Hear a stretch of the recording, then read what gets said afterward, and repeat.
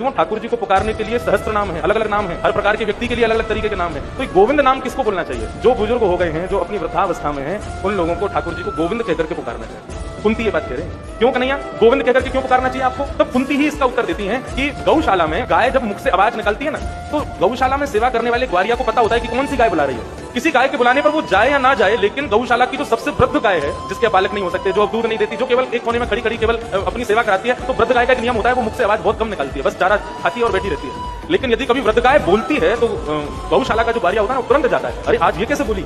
ठीक उसी प्रकार हे कन्हैया, ये पूरा जो पृथ्वी है ना, ये तुम्हारी गौशाला है और यहाँ पर इतनी सारी गाय हैं, सब तुमको पुकारते हैं, लेकिन तुम जाओ ना जाओ कोई गारंटी नहीं। लेकिन यदि तुमको कोई गोविंद कहकर के पुकारता है तो तुमको लगता है कि कोई आर्त भाव से पुकार रहा है, कोई अतिवृद्ध मुझे पुकार रहा है, तो अतिवृद्ध के भाव से तुम गोविंद नाम सुनकर के दौड़े चले आते हो। इसलिए मैं तुमको गोविंद कहकर के पुकार रहा हूँ। एक प्रकार से कह दूं तो कोई बड़ी बात नहीं, गोविंद बार बार बोलने वाले व्यक्ति की जल्दी मुक्ति हो जाती है। मतलब जिसको जाने की तैयारी है वो आज से ही गोविंद नाम का जाप शुरू कर दें, तो उनके कुछ ही दिन में विमान आ जाएंगे। और यदि तुमने युवावस्था में ही गोविंद कहना शुरू कर दिया तो फिर तैयार हो जाना। देखो ऐसा बात नहीं है, ये एक विनोद की बात है। लेकिन हाँ, ये जरूर है कि जब आपको लगे ना कि अब संसार से निवृत्ति चाहिए, तो गोविंद कहना शुरू कर देना। Govind is just like emergency call.